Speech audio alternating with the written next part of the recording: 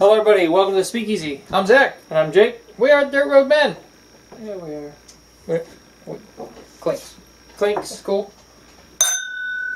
We'll be polishing off the friendship whiskey today. I'm working on it. It's the last of our Highland Park 18. Should we do a 21 gun salute? Or... I don't know. So I figured we could touch on some current events, and then I did actually have a decent topic to mention in this video too. Oh, yeah? So this week we had a bunch of craziness. Oh man. We had the not bomb bomber. Not bomb bomber? Yeah. Face you make when you didn't get a bomb. Yeah. We had a guy, for all intents and purposes, hand deliver, it looks like, a bunch of bombs that didn't explode and had no detonating device and contained no gunpowder. So, some Pretendo bombs. Yeah. Cool. He's just super incompetent or something. Oh, It was really weird. it was like in the, I think it was like the mid-90s, maybe the early 90s. When they first tried to blow up the World Trade Center, dude made a giant fertilizer bomb out of a U-Haul truck. He used like manure instead of the chemical you're supposed to use.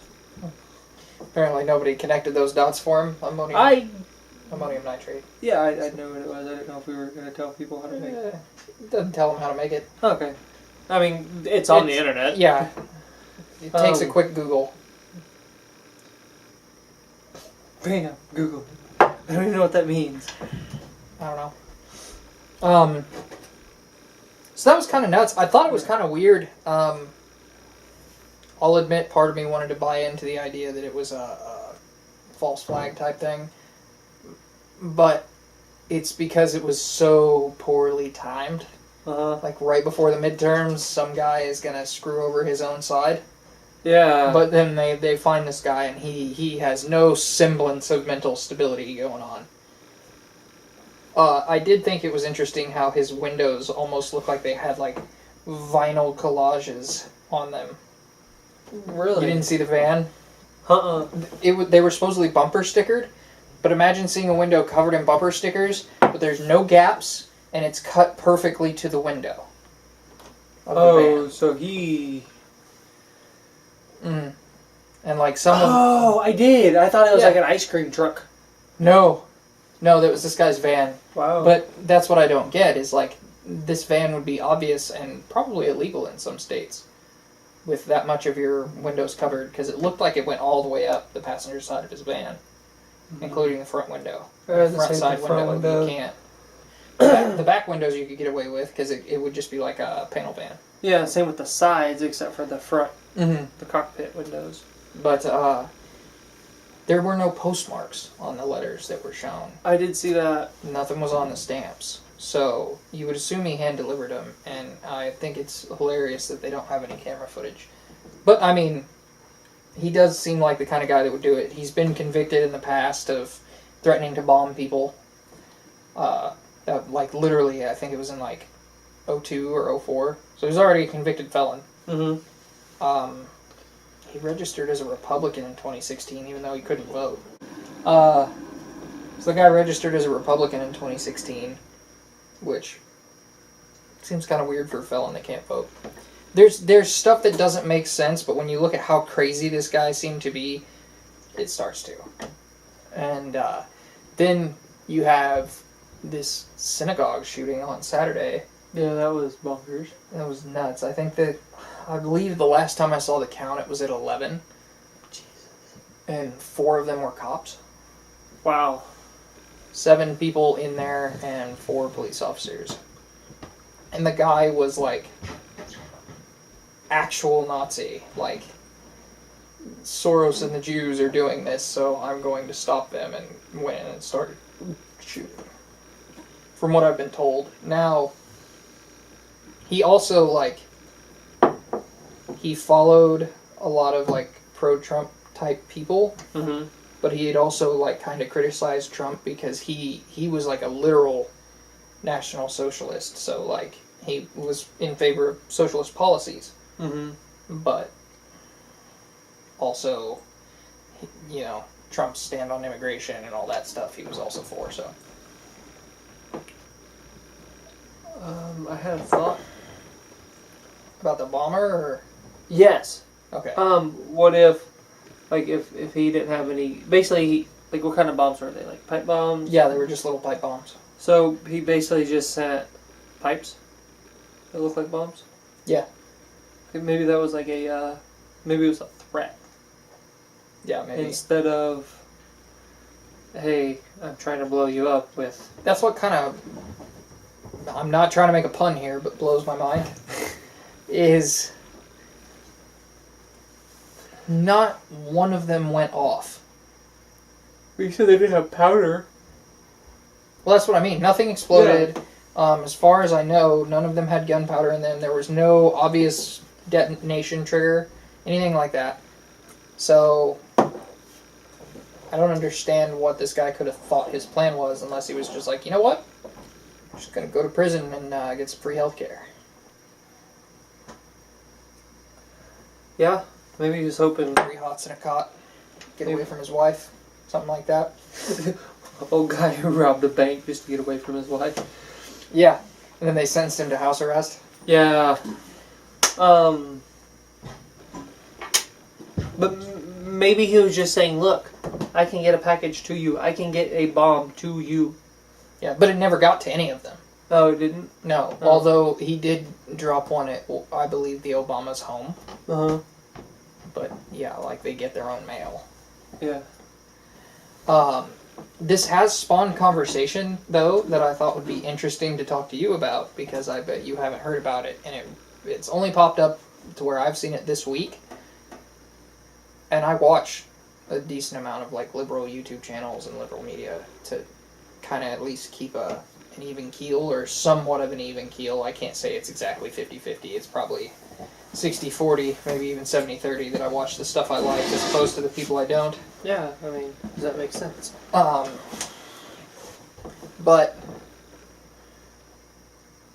have you ever heard the term speaking in dog whistles?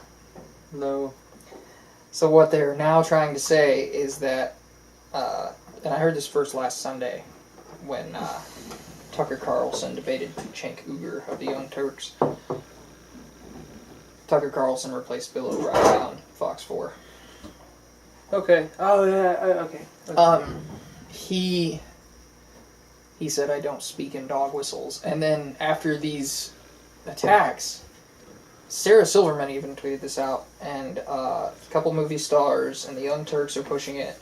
And they're saying that people on the right, including people on TV, have developed their own code. Like, apparently we all got together and had a meeting and developed a code. So if they say this word, it means this, and this word actually means this. And it's things like Soros and nationalism and globalist and things like that. And it really seems like the words that I've seen people say are dog whistle words seem to be the things that they don't have a good argument against. Like when people on the left complain that people on the right are funded by the Koch brothers. Bernie Sanders likes to freak out about that. It's just two brothers that are billionaires that they're libertarians that fund right-leaning causes. Oh, okay. They have a foundation that they pay a lot of money into that funds one video a month from Dave Rubin and some other people like that. But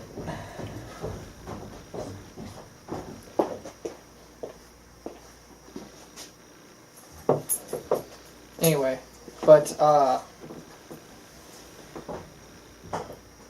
Soros does the same kind of thing on the left. Mm-hmm.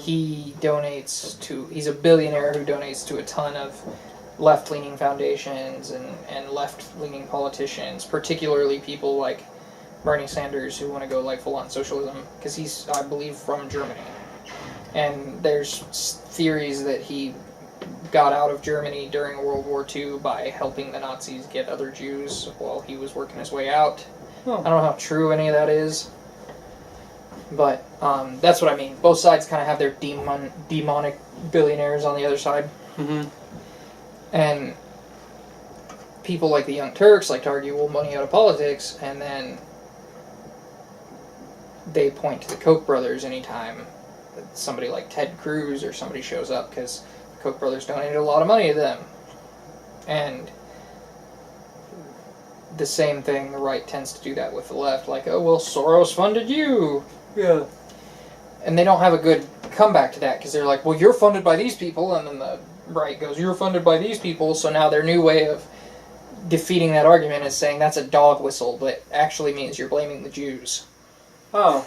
And, yeah, saying a globalist is also saying something like dirty Jews or something like that. It's an insane line of thought, to be honest. It's asinine. Yeah, I couldn't believe it.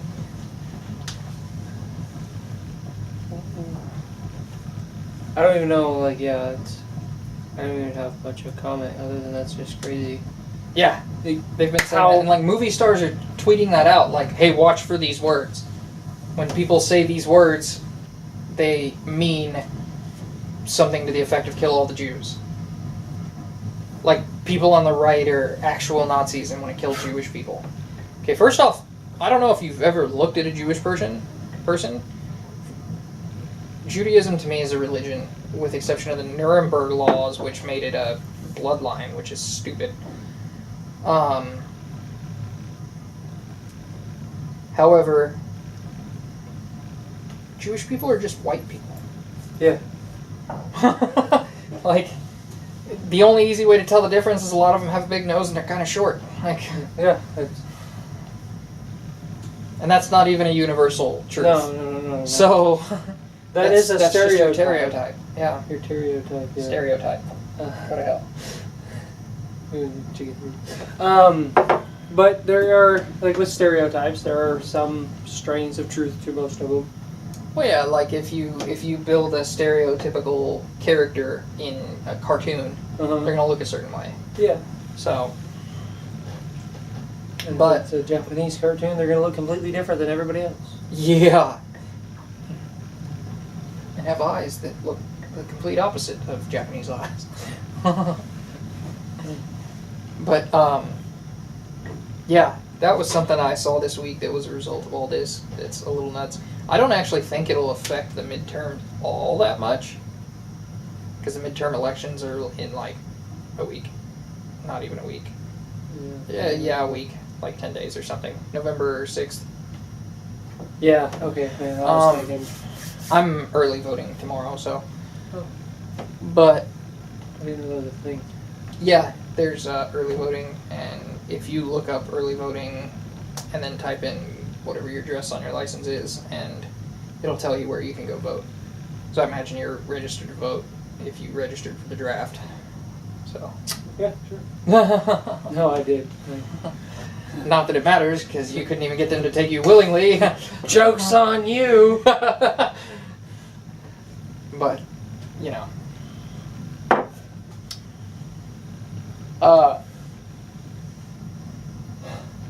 There was one other thing I thought I might talk about this week that I found interesting. It's not really related to this other stuff.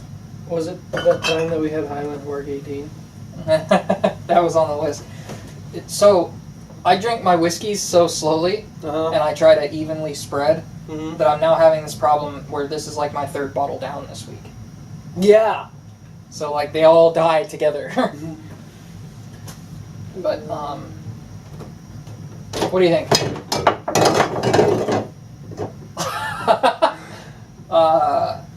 Bourbon, Irish, rye. Oh, that rye, though. Get it? That rye was good. Yeah, it was. I've been drinking a lot of my Jim Beam rye. Yeah. I'm not ready yet. See I've been trying to savor mine.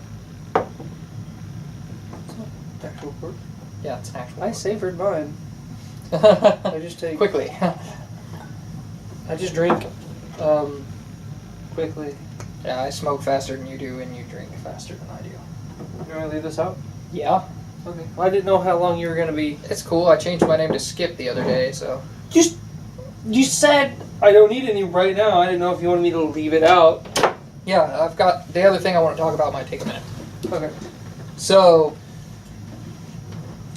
Do you know who Scott Adams is? He's an actor? No, he wrote Dilbert. Then no, I don't know who he is. A lot of people hate him now because he spoke up in support of President Trump, even though he also spoke up in support of President Obama, but nobody cared then. Everybody was supposed to support Obama, so that didn't matter, but when he spoke out in favor of Trump, they were like, okay, you can go to hell. And he's like, I support any sitting president, but he does also like a lot of his policies. Although he tends to be a little bit left-leaning, it seems like. Anyway, he brought something up that I've heard a few times that I find interesting, and I thought I'd get your opinion on. What's that? His belief, and Elon Musk shares this belief, Neil deGrasse Tyson shares this belief, a lot of people share this belief, is that we're living in some kind of computer simulation. Okay, The Matrix. Yes. So, the way I thought about bringing this into this video is this is kind of my theory of everything, right? And why I feel like I'm even remotely justified to have a theory of everything is, one, I'm an American and I can have an opinion, and two, I have a relatively high IQ, and I spent a lot of years trying to figure out the mathematics and how to map out the actual structure of time. It's confusing. And reality. Yeah. So, in doing that, I wrote an equation that made me understand what it would take for something to be most likely perceived by us as a god. Right?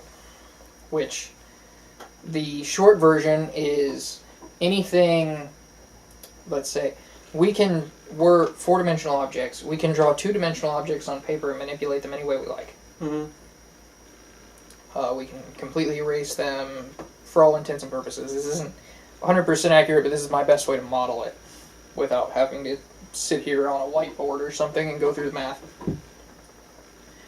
And in that same respect, if we are four-dimensional beings that can only really mess with 3 dimensions and completely control 2, then something that is 2 or more dimensions above us in existence would be perceived by us as a god, even if it made us and it were like a child, like a kid's science kit or something. PlayStation game. Yeah, well that's what leads people to this whole theory of a computer simulation. Okay. And I think I've always thought it was stupid, especially the more research and stuff I did in that direction. However, I think it actually might be some people's best way to conceptualize the same thing I'm getting at there. Because we could literally be the equivalent of a 5-year-old's drawing. And that 5-year-old could also be the kid with the magnifying glass up the anthill. And this is from a mathematical, not a theological perspective here. But, go ahead.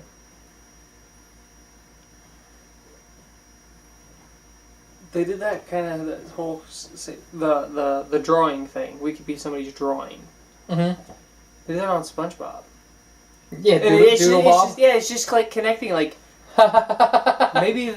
This is why I thought I'd talk to you about it on camera, because the way us talking about these ideas tends to go, it seems to be somewhat interesting. And it, to me, is marginally more interesting than random violent events of the week, although I felt they deserved mentioning. So we could possibly just be Doodle Bob.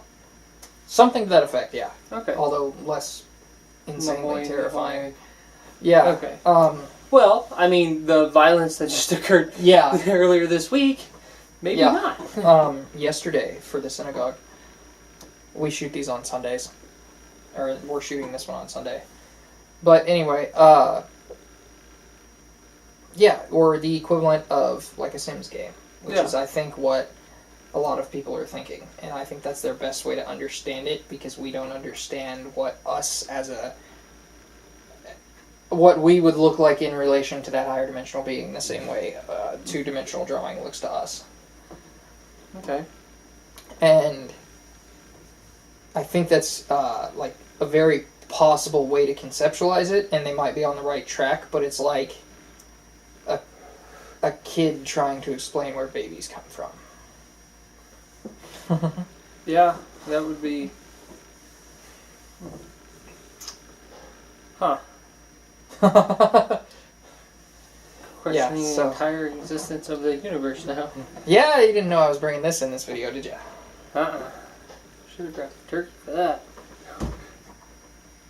I hit the turkey hard enough yesterday. No, Friday.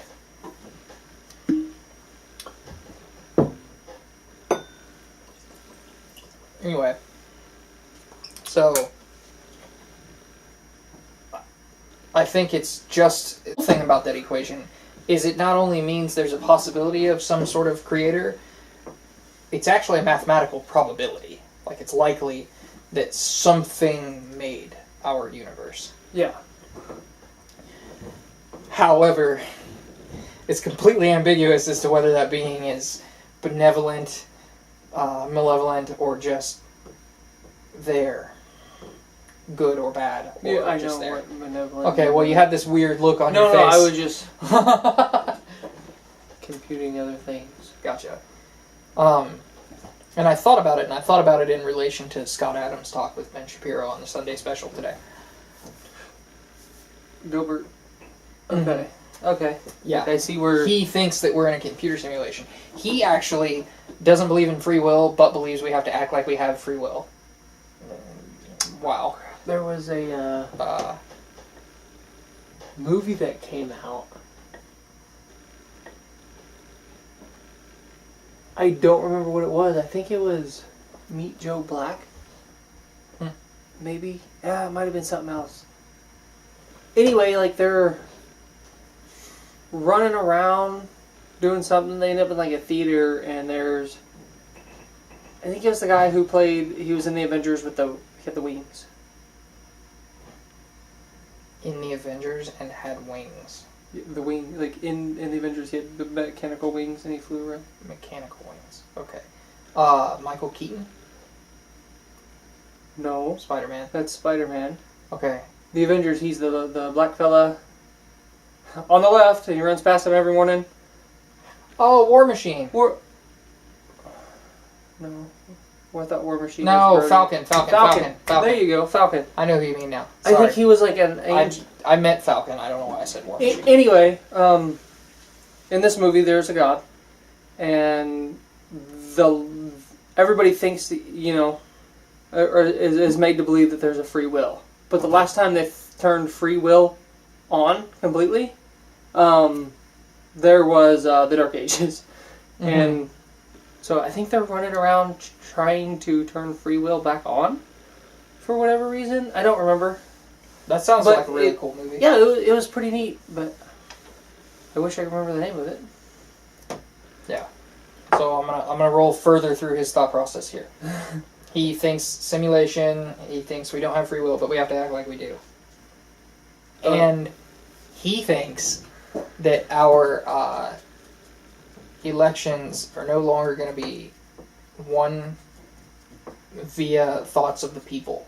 He thinks the world is so much online now, and the internet is so far developed, and everything we see is subject to an algorithm.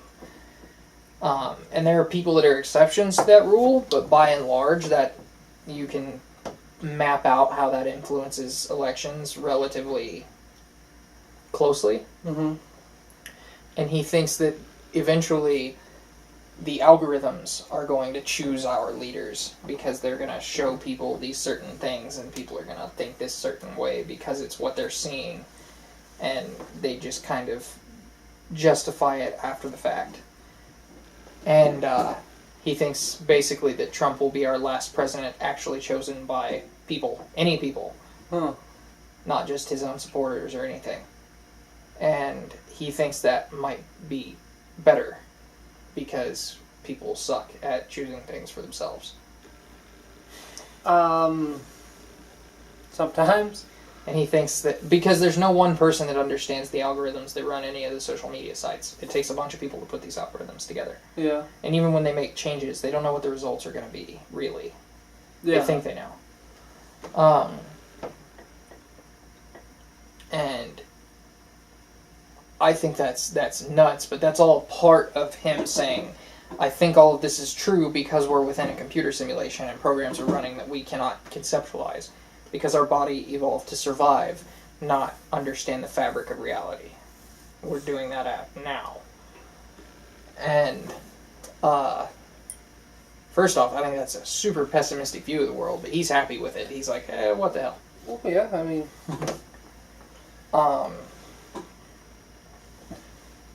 It but is a thought. I think it's a throughput thought based on this, like, third grade version of what I'm talking about, of us being essentially a computer simulation.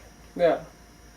And they think that we're straight out 100% a computer simulation because within our lifetime, most likely, we'll be able to create something that can completely model human behavior and not know that it's just modeling human behavior. Yeah, like the, I've seen some of the AIs and they're kind of weird, creepy. Like the chick that likes to say destroy all humans because it gets a rise out of people? Yeah, because it was just funny and she thought it was funny. And it's like, why do you think that's funny? Yeah. I laughed, the wife laughed, the toaster laughed, I shot the toaster, everybody had a good time. Yeah.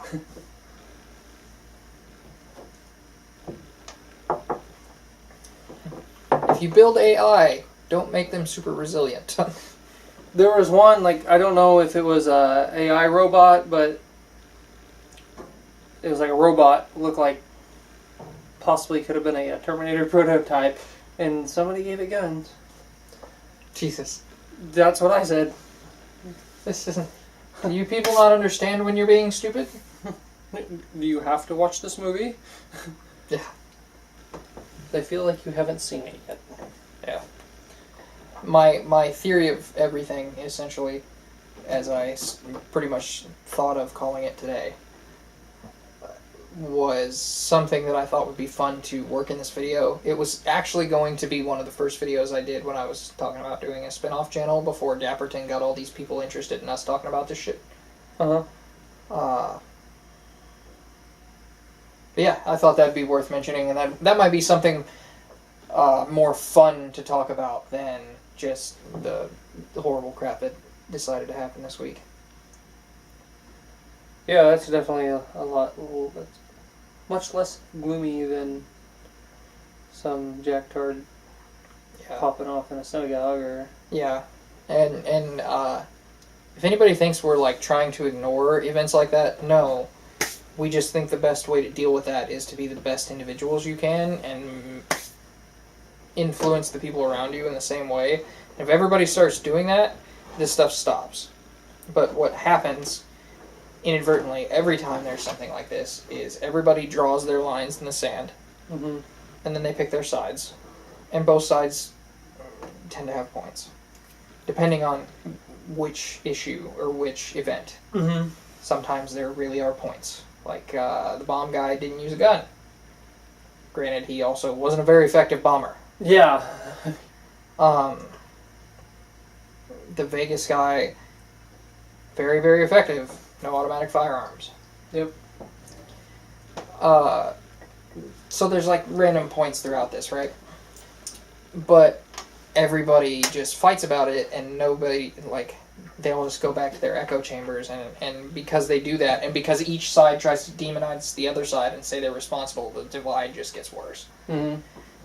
And I think something we've talked about a lot, and that we think is true, is essentially, like, just don't be a dick. That is words to live by. That is If you do that, and you teach everyone around you to do that, and just understand when things are and are not okay, and intervene when you, say, have a paranoid schizophrenic for a friend that might be susceptible to do something like this, keep them from doing that. If that means you gotta show up and throw 20 or 30 bucks their way so they can buy, I don't know, enough hookah tobacco to smoke themselves into cancer before they're 30, do that. Yeah. Not that I'm referencing any specific case. No, that's oddly specific for a made-up scenario. Yeah, go figure. No.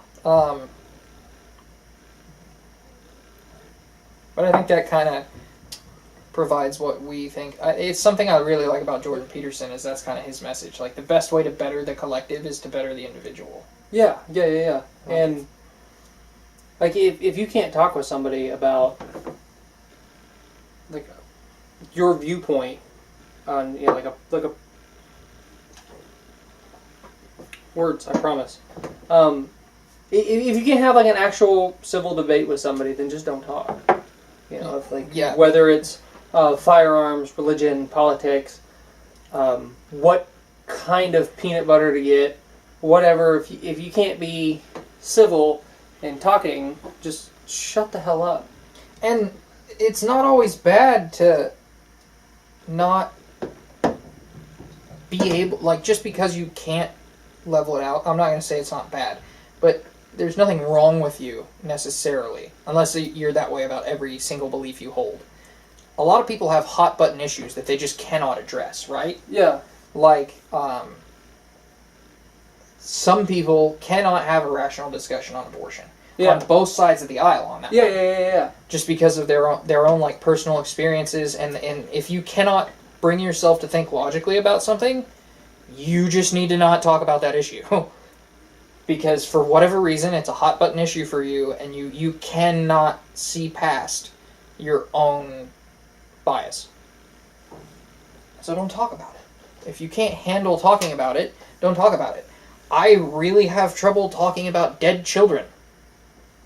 So I don't talk about dead kids. Like, I don't talk about multiple child murders or horrible shit that Ashton Kutcher talks about in, like, South America or something. Yeah. I don't talk about that stuff because I can't rationally think about that. I see that. I shared a video on Twitter of this kid in Independence that got a gun put to his head the other day. This video went viral.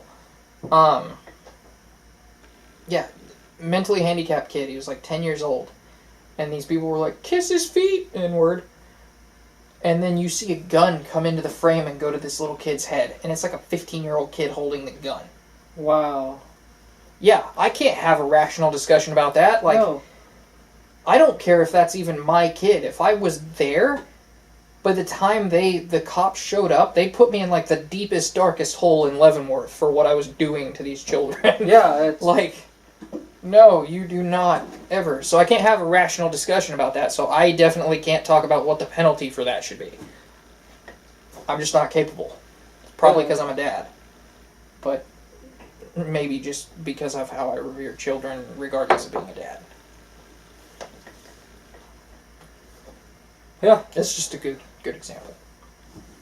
Like, obviously I got worked up just talking about it, and you did just hearing about it. Like, yeah, that's messed up. Yeah. I'll show you the video after this, but it's nuts. To all the parents out there, please, parent. Yeah.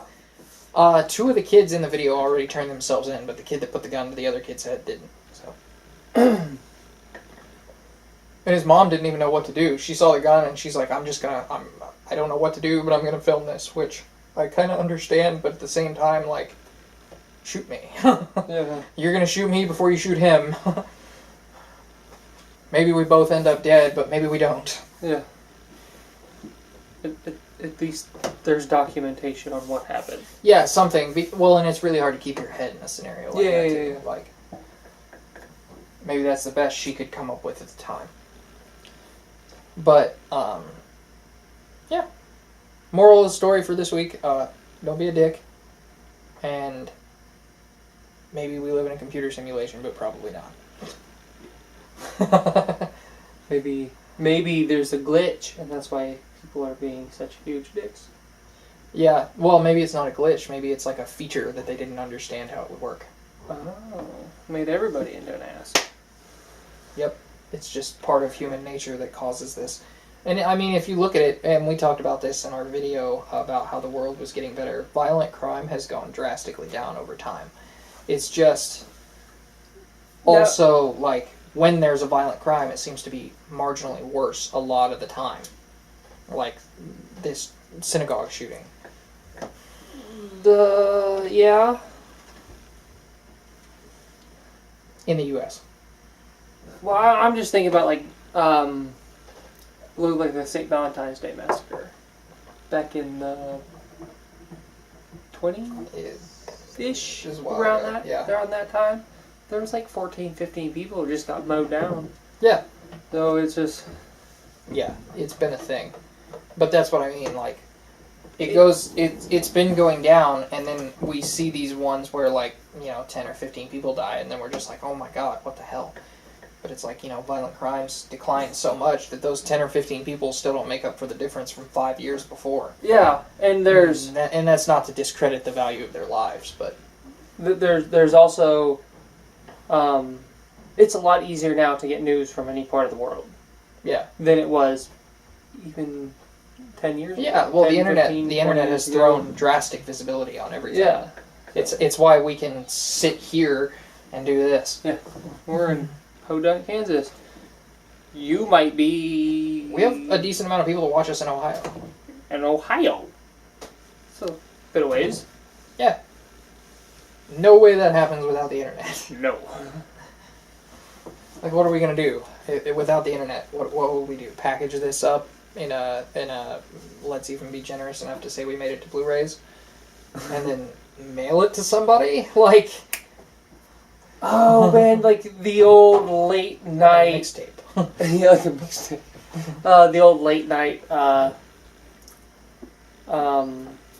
infomercials where you can buy the the Dean Martin variety show complete box set. Yeah. We'd have that. It would just be us talking. Maybe have a big drinking whiskey, talking about cigars. Big table of knives and whiskey and yeah. Review 20-minute cigar review video with 5 minutes of actual cigar review. Every night. Something we could do. I mean, if we started making money off of this, I'd be perfectly happy to do like a nightly show, kind of like Crowder does. Mm-hmm. Where we just sit down, talk about the news of the day, make some jokes, and review a whiskey every day, a cigar every day, and then talk about some stuff. That'd be awesome. Maybe get our own basic cable channel. That's what I was thinking of. Or even just, a basic cable channel show now has like maybe as many viewers as Crowder's show gets. Oh, so like millions of viewers on a single episode, so. Yeah. But YouTube's really taking off, bro. Yeah, I mean, plenty of people, the Paul brothers made millions of dollars and bought Lamborghinis, and PewDiePie, of course, is absurdly rich for his age and what he does. He just stands in front of a camera all day and does random stuff. People love it. I don't understand. He's kind of funny. I've watched some of his videos. I can't say that I couldn't pick him out of the lineup.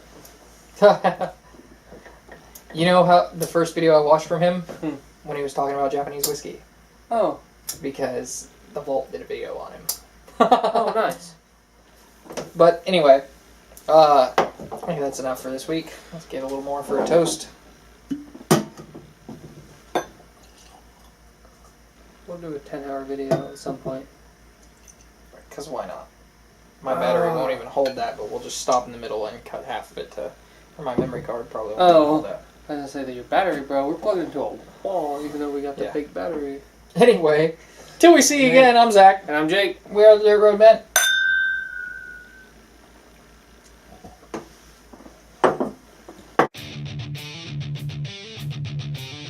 Hey everybody, if you like this video, hit a like or dislike, comment, subscribe, and hit the notification bell. And if you really like what we're doing, check us out over on Facebook, where we post every day.